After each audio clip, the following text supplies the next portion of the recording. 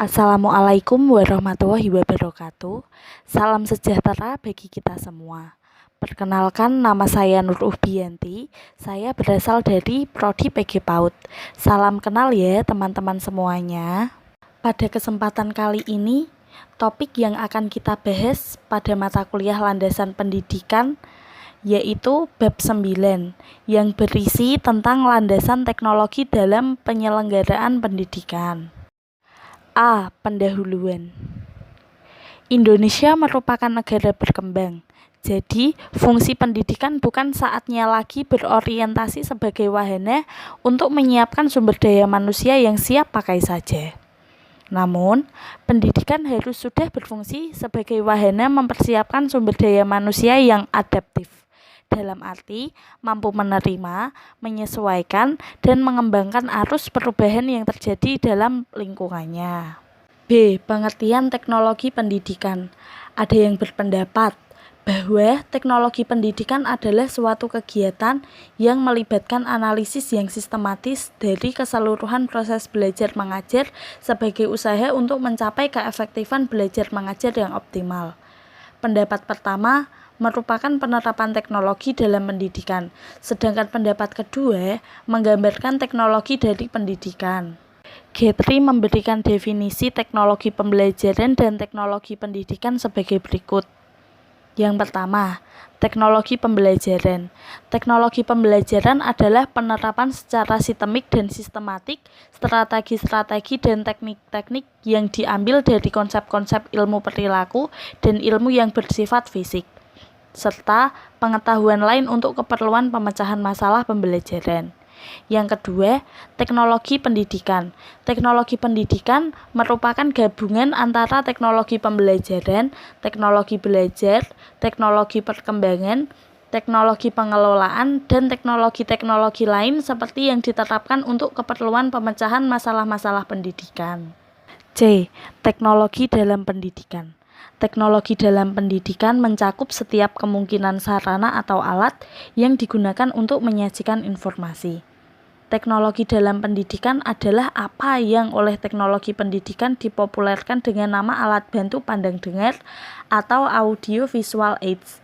Secara umum, AVA terdiri dari dua komponen. Satu, hardware atau perangkat keras adalah yang berhubungan dengan peralatan sesungguhnya.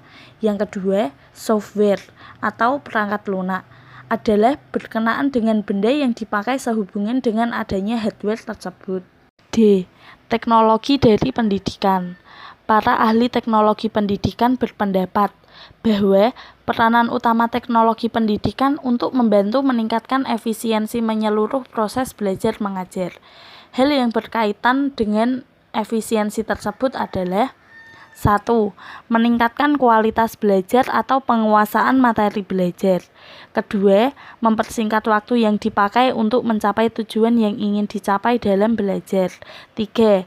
Meningkatkan kemampuan guru. 4. Mengurangi biaya tanpa mempengaruhi kualitas belajar. E. Mengapa teknologi dalam pendidikan sangatlah penting? Teknologi dalam pendidikan sangat penting. Pentingnya teknologi dalam pendidikan yaitu 1. Kecenderungan teknologi pendidikan masa sekarang.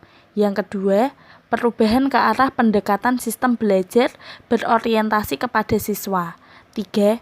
Inovasi yang terus-menerus yang lebih edukatif dalam mengajar. 4. Peningkatan penggunaan teknologi informasi baru. F.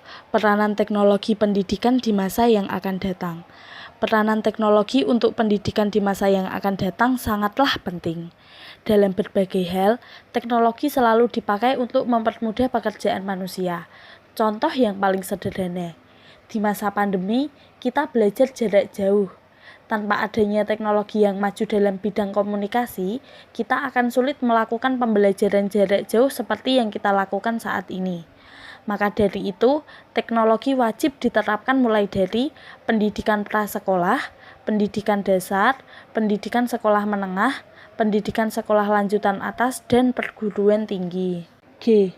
Peranan komputer dalam bidang pendidikan. Berikut ini adalah peranan komputer dalam dunia pendidikan.